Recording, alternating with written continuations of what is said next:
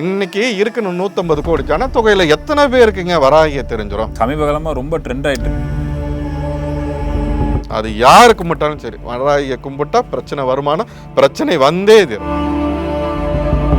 தமிழ்நாட்டில் வந்து பார்த்தீங்கன்னா ரொம்ப ஒரு குறிப்பிட்ட கோவில்களில் மட்டும்தான் வராகி அம்மன் வந்து இருப்பாங்க. இது ஏன், எதனால அது? இல்லை, முதல்ல இங்கே தமிழ்நாட்டை பொறுத்த வரைக்கும் வராகி வழிபாடுங்கிறதே கிடையாது.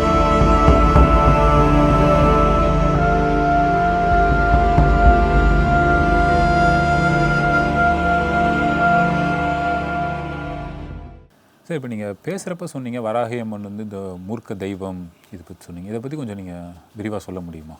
இங்கே இப்போ வராகியை பொறுத்த வரைக்கும் மூர்க்க தெய்வம் வராகி மட்டும் கிடையாது. இங்கே ஒரு சில தெய்வத்துக்கு வந்து என்னென்னா மூர்க்க தெய்வம் அப்படின்னு சொல்லி இங்கே நமக்கு அந்த விஷயம் விதைக்கப்பட்டிருக்கு. இப்போ வராகி எனவல் மூர்க்க தெய்வமா? ஆமாம் அப்படின்னா ஆமாம் தான். இப்போ அதே மாதிரி காளியும் மூர்க்க தெய்வமானா மூர்க்கமான தெய்வம் தான். அதே போல் வந்து பார்த்திங்கனாக்கா பிரித்திங்கா தேவி மூர்க்க தெய்வமானா கண்டிப்பாக மூர்க்கமான தெய்வம் தான். இவங்கெல்லாம் மூர்க்கமான தெய்வம் தான், அதில் எந்த மாற்று கருத்தும் கிடையாது. இதில் இன்னொரு என்ன சொல்லுவாங்க அப்படின்னாக்கா, இவங்கெல்லாம் மூர்க்கமான தெய்வமாச்சே, இவங்களை வீட்டில் வச்சு வழிபாடு செய்யலாமா? நீங்கள் பலமுறை சொல்லியிருக்கீங்க மூர்க்க தெய்வத்தை எப்படி நீங்கள் வீட்டில் வச்சு வழிபாடு செய்யலாம், அது குடும்பத்துக்காக, அது குடும்பத்தை கெடுத்துரும் அப்படிங்கிற மாதிரி இங்கே பல பேருக்கு சொல்லிக்கிறீங்க. கிட்டத்தட்ட இன்னைக்கு ஒரு 6-7 வருஷமாக இப்போ மொதல் இங்கே நம்ம கார்த்திகை ஆரம்பிச்சும் போது வராகியை பற்றி நம்ம பேசியிருக்கோம். அன்றைக்கே சொல்லியிருக்கோம். அன்னையிலேருந்து இன்னைக்கு வரைக்கும் வராகியனும் ஒவ்வொருத்தவங்க வீட்டுக்கு நான் கொண்டே சேர்த்துருக்கேன். ஒவ்வொருத்தவங்க வீட்டுக்கு முதல்ல வராகிய வீட்டில் வச்சே வழிபாடு பண்ணக்கூடாதுன்னு சொல்லுவாங்க, மூர்க்கமான தெய்வம். இப்போ அதை கொண்டே நம்ம சேர்த்துருக்கோம். என்னென்னா ஒரு தாய் எப்படி ஒரு குழந்தைக்கு வந்து கெடுதல் நினைப்பா? மூர்க்கமான ஒரு தாய் வந்து, நான் தான் ஆரம்பத்தில் நான் சொன்னேன், நம்மளோட பக்தியானது ஒழுக்கம் சார்ந்து இருந்தாக்கா எந்த ஒரு தெய்வமும் வந்து நம்மளை கெடுதல் செய்யாது. ஒரு தாய் வந்து தன்னோட குழந்தைக்கு வந்து எந்த கெடுதலும் செய்ய போகிறது கிடையாது.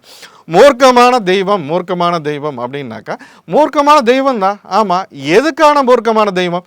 தன்னோட, அதாவது அந்த குடும்பத்தை கும்பிட்றவங்க, அந்த தன்னை வணங்குறவங்களுக்கு எதிரியானவனுக்கு மூர்க்கமானவா கண்டிப்பாக காட்சி அளிப்பாங்க, மூர்க்கத்தனமாக அவங்கள தாக்குவாங்க. இப்போ ஒரு காற்று பன்றி யானையை வீழ்த்துற அளவுக்கு பலம் இருக்குது, தெரியும் இல்லையா? அது மோதனா என்ன ஆகும்? அடித்து துவாசம் பண்ணிடும். அந்த அளவுக்கு மூர்க்கத்தனமாக மோதக்கூடிய எதிரிக்கு சிம்ம சொப்பனமாக இருக்கக்கூடியவங்க தான் இந்த தெய்வங்கள். அதனால் வந்து நம்ம கும்பிட்றதுனால நமக்கு வந்து மூர்க்கத்தனமாக இருக்கும், நமக்கு வந்து கேடு இதாகும். நம்மளும் ஒழுக்கமாக இருக்கணும் வீட்டில். கண்டிப்பாக வராகி கும்பிடணும் அப்படின்னாக்கா இன்னைக்கு இருக்குன்னு 150 கோடி ஜனத்தொகையில் எத்தனை பேருக்குங்க வராகிய தெரிஞ்சிடும்? சமீப காலமாக ரொம்ப ட்ரெண்ட் ஆகிட்டு இருக்கு. மீறி போனால் ஒரு 5 கோடி, நம்ம 150 கோடி ஜனத்தொகையில் ஒரு 5 கோடி பேருக்கு தெரியுமா? அவ்வளோதான் தெரியும். இதுக்கு மேலே எல்லாருக்கும் தெரியுமா? தெரியாது. ஏன் அப்படின்னு பார்த்தாக்கா, உனக்கு அந்த தெய்வத்தை கும்பிடணும் பிராப்தம் இருந்தால் உன்னோட வாழ்க்கையில் அதாவது இங்கே என்ன அப்படின்னாக்கா, நம்மளோட வாழ்க்கையில் எப்போ ஒரு தெய்வம் நமக்குள்ளே என்ட்ராகுது, இல்லை நம்மளோட வாழ்க்கையில் எப்போ என்ட்ராகுதுன்னா, இப்போது வராகியானவள் யாருக்கு வாழ்க்கையில் கை கொடுப்பா அப்படின்னாக்கா, இன்றைக்கி ஒரு சிலர் பார்த்தீங்கன்னாக்கா துரோகத்தால் வீழ்த்தப்பட்டிருப்பானுங்க. இல்லைன்னா எனக்கு வேறு வழியே இல்லாமல் நிற்கதையை நிற்பான், இல்லைன்னா அவனோட ஒரு சொத்தை யாராவது அபகரிச்சிருப்பாங்க, அவன் வாழ்க்கையும் முடக்கி போட்டு முதுகில் குத்தி நடுத்தருவில் நிறுத்திருப்பானுங்க. இந்த மாதிரி எனக்கு வேறு வழி இல்லை, நான் தற்கொலை பண்ணிக்கலாம், இல்லைன்னா பல பேர் புலம்ப கேட்டிருப்பீங்க, எனக்கு வேறு நிற்கதையாக நிற்கிறேன், எனக்கு யாராவது ஒருத்தர் கை கொடுப்பாங்களா அப்படின்னு சொல்லுவேன். இப்போ அந்த கடவுள் இருக்கான்னு கேட்குறாங்க இல்லையா? இவங்க முதல்ல புரிஞ்சு இந்த மாதிரி இப்போ வராகிய கும்பிட்றவன் யாரெல்லாம் கும்பிட்றான்னு பாருங்கள். எனக்கு வேறு வழியே இல்லாமல் இருந்தேன், நான் அந்த செய்வனியால் பாதிக்கப்பட்டிருந்தேன், அந்த மாந்திரிகத்தால் பாதிக்கப்பட்டிருந்தேன், என்னால் வாழ வழி இல்லாமல் திக்கு தெரியாமல் நின்னேன். அன்னைக்கு பார்த்தீங்கன்னா எனக்கு ஏதோ ரூபத்தில் வராகிங்கிற பேர் கேட்டுச்சு. நார்மலாக கும்பிட மாட்டாங்க, நார்மலில் இருக்கவங்க அவன் ஜாலியாக சுற்றிட்டு இருப்பாங்க. என்ன வாழ வழி இல்லை, எனக்கு வேறு ஒரு ஆபத்து பாந்தவனா ஒருத்தர் தேவை அப்படிங்கும் போது அந்த நேரத்தில் யார் வந்து கை கொடுப்பா அப்படின்னு பார்த்தாக்கா வராகியானவள் உங்களோட வாழ்க்கையில் என்றாவா. இப்போ வராகியானவள் வாழ்க்கையில் என்றாகிறா அப்படின்னு பார்த்தாக்கா, நீ அது வரைக்கும் வாழ்ந்த வாழ்க்கை வேற. உன்னோட வாழ்க்கையில் வராகியானவள் உள்ள என்ட்ராயிட்டா அப்படின்னாக்கா உன்னோட வாழ்க்கை அங்கேருந்து சேஞ்ச் ஆயிரும், உன்னோட மாறுதலுக்கு உட்பட்டுரும்.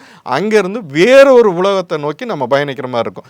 கடந்த காலத்து வாழ்க்கையெல்லாம் விட்டுருங்க, என்ன ஒன்று அடுத்த கட்டத்துக்கு உங்களோட வாழ்க்கைங்கிறது போக ஆரம்பிச்சிடும். அதை சரியாக பயன்படுத்திக்கிற அறிவாளி இல்லைன்னா முட்டாள், அவ்வளோதான். ஒருத்தனோட வாழ்க்கையில் வராகியானவள் அந்த தெய்வத்தை கும்பிட ஆரம்பிச்சிட்டாக்கா அவங்களோட வாழ்க்கை பயணங்கிறது அடுத்த கட்டத்தை நோக்கி போயிடும். அப்புறம் இதில் இன்னொரு கேள்வி வந்து பலரும் வச்சுட்டு இருக்காங்க, என்ன அப்படின்னு பார்த்தாக்கா இன்னைக்கு என்னென்னா வந்து ஏன் இங்கே நம்ம மாயம் பக்தியில் நான் இதை விரிவாக நான் சொல்கிறேன் அப்படின்னு பார்த்தாக்கா இன்றைக்கி இருக்க இந்த 2K கிட்ஸுங்களுக்கு இந்த வராகியை பற்றி அந்த பெரிய புரிதல் இல்லை. இப்போ அவங்களுக்கு தான் நிறைய இருக்குது. இல்லை அதுக்காக நான் இன்னும் அந்த இதுக்கு தான் இன்னும் ஒரு விஷயம் என்ன வராகியை பற்றி ஒரு தவறான புரிதல் இருக்குது அப்படின்னு பார்த்தாக்கா வராகியை கும்பிட்டாக்கா ஒவ்வொருத்தருக்கும் பிரச்சனை வருது. எங்கள் வீட்டில் பார்த்தீங்கன்னா வராகியை கும்பிட ஆரம்பித்தேன், சண்டை வந்தது, ஒரே அக்கம் பக்கத்தில் பிரச்சனையாக இருக்குது, எனக்கு பணம் கொடுத்து வந்து ஒரே பிரச்சனை பண்ணுறான், இல்லை என் கணவரும் வேற ஒருத்தவங்க அஃபேரில் இருந்தாங்க, அந்த ஒரு பெரிய பிரச்சனையாக போதாக நமக்கு ஏதாவது எங்கள் வீட்டுக்குள்ளே பிரச்சனை இருந்துக்கிட்டே இருக்குது, வராகியை கும்பிட ஆரம்பித்தா எங்கள் வீட்டில் நிம்மதி இல்லை இப்படின்னு சில பேர் புலம்ப கேட்போம். பல பேர் கூட வச்சுக்கலாம் குழம்பு. இது என்ன எதுக்காக வராகியை கும்பிட்டா பிரச்சனை வருதா? பிரச்சனை நீங்கள் வராகியை கும்பிடுன்னு சொல்கிறீங்க, வராகியை கும்பிட்டாக இவ்வளோ பிரச்சனை வருது, வராகியை கும்பிட்டா பிரச்சனை வருமானா? வராகியை கும்பிட்டா கண்டிப்பாக பிரச்சனை வரும். அது யார் கும்பிட்டாலும் சரி, வராகியை கும்பிட்டா பிரச்சனை வருமானா பிரச்சனை வந்தே தீரும். எதுக்காக பிரச்சனை வருதுன்னா நம்ம வாழ்க்கையில் இவ்வளோ தூரம் நம்ம சம்பாதிச்சு வச்சிருப்போம் இல்லையா, நம்ம பண்ண பாவம் புண்ணியம் அத்தனை கொடுமை அத்தனையும் சம்பாதிச்சு வச்சுக்கணும். அதனால் இப்போ நம்ம ஒரு கணவன் இருக்கான், அவனுக்கு வேற ஒரு அஃபேர் இருக்கும், இல்லைன்னா வேறு ஏதாவது ஒரு சில துரோகங்க, நான் 1000 குடும்பம் சேர்ந்தால் 1000 இதை நம்ம பண்ணி வச்சுருக்கோம். இந்த பிரச்சனைகள்லாம் தலைக்கு மேலே இருக்கும். இந்த பிரச்சனையெல்லாம் என்ன பண்ணுவான், இப்போ மனிதனானவன் என்ன பண்ணுவான், அந்த பிரச்சனையை தள்ளி போட தான் பார்ப்பான், அதை ஃபேஸ் பண்ணுறது கிடையாது. வராகியை கும்பிட்றவங்களுக்கு நான் சொல்கிறது, பிரச்சனை வரும்னா பிரச்சனை வரும், அதை ஃபேஸ் பண்ணு, நீ அதை நேரடியாக நீ சந்தி, அதில் யார் ஜெயிப்பானா நீ தான் ஜெயிப்ப அப்படின்னு நான் சொல்லுவேன். இவங்க அந்த வராகி அந்த நீ 10 நாள் நீ ஆத்மார்த்தமாக நீ சரணாகதி ஆயிரு, எனக்கு நீ தான் கதி, இதை தவிர வேறு வழியில் நான் உங்ககிட்ட நான் சரணாகதி ஆயிடுறேன், நீ என்னோடய லைஃப்பை பார்த்துக்க அப்படின்னு சரணாகதி ஆயிரு. ஆட்டோமேட்டிக்காக அவன் உன்னோட லைஃபுக்குள்ள என்ட்ரு ஆகிட்டுனாவே உனக்கு என்ன தேவைங்கிறது அவள் பார்க்க ஆரம்பிச்சிருவான். நீ இப்போ இந்த கும்பிட்டாக்க அந்த பிரச்சனை வருமானா கண்டிப்பாக இந்த பிரச்சனை வரும். அதோட இந்த பிரச்சனைங்கிறது அதுக்கு ஒரு முடிவு கிடைச்சுன்னா அதுக்கப்புறம் வாழ்க்கையில் இது சம்மந்தமாக எந்த ஒரு பிரச்சனையும் உங்களோட வாழ்க்கையில் வராது. உங்களோட அடுத்த கட்டம் வசந்தமாக தான் இருக்கும், எந்த பிரச்சனையும் இல்லாத ஒரு வாழ்க்கை தான் கிடைக்கும். அதனால தான் இந்த ஆரம்ப கட்டத்தில் இந்த பிரச்சனையை தூக்கிட்டு எத்தனை நாளைக்கு தான் நீங்கள் சுமந்துட்டு இருப்பீங்க? அதோட அதுக்கான முடிவு கிடைச்சது இல்லையா, முடிவு தானே நமக்கு தேவை. இப்போ வராகி அம்மனை கும்பிட்றப்போ வந்து பார்த்தீங்கன்னா அந்த வர பிரச்சனையை ஃபேஸ் பண்ணுற அந்த தைரியத்தை வந்து கொடுப்பாங்க. கண்டிப்பாக தைரியத்தை கொடுப்பாங்க. நான் பல பேருக்கு நான் தான் சொல்லுவேன், நீங்கள் என்ன பிரச்சனை வந்தாலும் ஃபேஸ் பண்ண, அதில் நீ தான் ஜெயிப்பேன். இன்றைக்கி பல பேர் அதை பார்த்துருக்காங்க. பல பேர் நான் இதுக்காக பயந்துட்டு இருந்தேன் சாமி, இதுக்காக நான் ஓடி ஒளிஞ்சிட்டு இருந்தேன் இன்றைக்கி அப்படின்னு. என்னோடய வாழ்க்கையில் இதெல்லாம் நடந்தது, என்னோடய வாழ்க்கையில் இதெல்லாம் நடந்தது. எனக்கு வராகி வேணும் சும்மா இல்லை, எனக்கு வராகிங்கிற தெய்வமே யாருன்னு தெரியாது. வராகிங்கிற தெய்வம் ஒரு இன்ஸ்டன்ட்டில் என்னோடய லைஃப்பில் உள்ள என்ட்ரு ஆகிறாங்க. அதுக்கப்புறம் எனக்கு ஒரு மிகப்பெரிய ஒரு சக்தி கிடைக்கிது, ஆளுமை கிடைக்கிது. அவங்களோட அந்த பவர் தான் வந்து என்னை இன்றைக்கி இந்த உலகம் பூரா கொண்டு வந்து நிறுத்திருக்கு. அதனால் யாரோட வாழ்க்கையிலும் வராகியை கும்பிட்டா பிரச்சனை வந்து அதை ஃபேஸ் பண்ணுங்கள், அடுத்த கட்டத்துக்கு போவீங்க, உங்களோட வாழ்க்கைங்கிறது வசமந்தமாக தான் இருக்கும். இவ்வளோ ஒரு பெரிய தெய்வம் அவங்க அப்படின்னு பார்க்குறப்ப நம்ம தமிழ்நாட்டில் வந்து பார்த்திங்கன்னா ரொம்ப ஒரு குறிப்பிட்ட கோவில்களில் மட்டும்தான் வராகி அம்மன் வந்து இருப்பாங்க, எல்லா கோவில்லையும் இருந்துட மாட்டாங்க. அது ஏன், எதனால? அது இப்போ நம்ம பொதுவாக இப்போ நீங்கள் பிள்ளையாரோ இல்லை முருகரோ வந்து பார்த்தீங்கன்னா மேக்ஸிமம் எல்லா கோவில்லையும் வச்சுருப்பாங்க. ஆனால் வராகி அம்மன் வந்து பார்த்திங்கன்னா அந்த காளி கோவில் அதுவும் ஒரு குறிப்பிட்ட கோவிலில் மட்டும்தான் இருக்கும். இல்லை, முதல்ல இங்கே தமிழ்நாட்டை பொறுத்த வரைக்கும் வராகி வழிபாடுங்கிறதே கிடையாது. இங்கே இல்லாமல் இங்கே வந்து அது ஒரு காலகட்டத்தில் நம்ம வரலாறு இன்றைக்கி எத்தனை பேருக்கு இங்கே தெரியும்?